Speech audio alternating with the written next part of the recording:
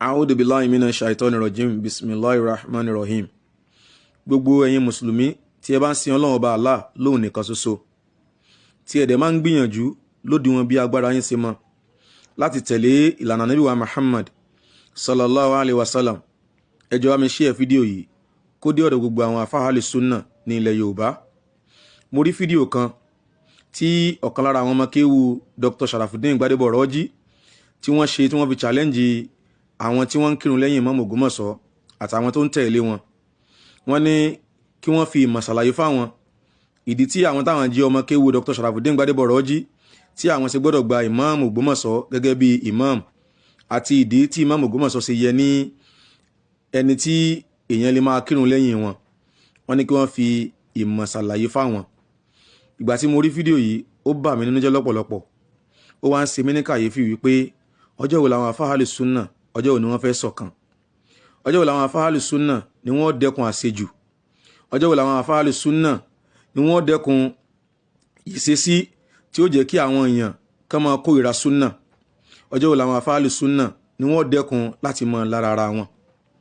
Fídíò yìí ó jẹ́ kí n rántí átíkù kan tí mo kọ ní àkókò kan nípa bí àwọn àfáà Ahlus Sunnah tí wọ́n ti ṣọ̀kan.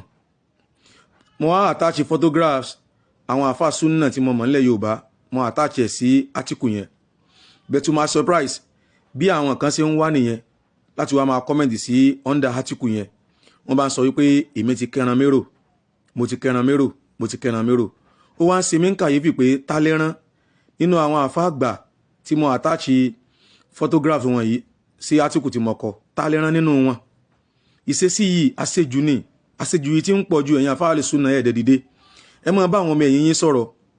Àṣejù wọn tí ń pọ̀ ju eléyìí ọ̀dà. Eléyìí lè bí kí àwọn èèyàn máa ní kórìíra fún Sunnah Nábì wa Muhammad sallallahu alaihi wasallam. Tá bá tiẹ̀ wá rí ọmọ ìyá wa kan tí ń pèpè lọ sí ìdí tọ́lọ́run àti tànábì tó wá ń ṣe àṣìṣe, á pè sákèsí ni pẹ̀lú ìfẹ́, kì í ṣe pé àmọ́ yọkù nù Sunnah. Eléyìí ọ̀dà ó jẹ́ nǹkan ìbànújẹ́. Ìmọ̀ràn tí mo ní fún Imam Ògbómọ̀ṣọ́ ni pé Imam Ògbómọ̀ṣọ́, àwa gbà yín ní àfáà Ahlus Sunnah, a sì gbà yín ní ẹni téèyàn lè kírun lẹ́yìn rẹ̀. Ṣùgbọ́n ẹ ní láti fura. Ẹ ní ìfura Imam Ògbómọ̀ṣọ́. Ẹ ní ọ̀tá gan. Ọ̀tá tẹ̀dẹ̀ ní kò kí ń ṣe kèrémí. Kò dẹ̀ ń ṣe àwọn jálàbí nìkan lọ̀tá yín. Kò dẹ̀ kí ń ṣe àwọn tí wọ́n dòndò pé àwọn fẹ́ yọ yín nípò nìkan lọ̀tá yín. Ẹ ní ọ̀tá nínú àwọn tó ń ṣe Sunnah náà. Ẹ dẹ̀ gbọ́dọ̀ wà very careful torí àwọn èèyàn mọ̀ tọ́ yín, wọ́n mọ̀ sọ̀rọ̀ sí yín, wọ́n mọ̀ sí lára yín. Ẹ má fún ẹnìkan kan lésì.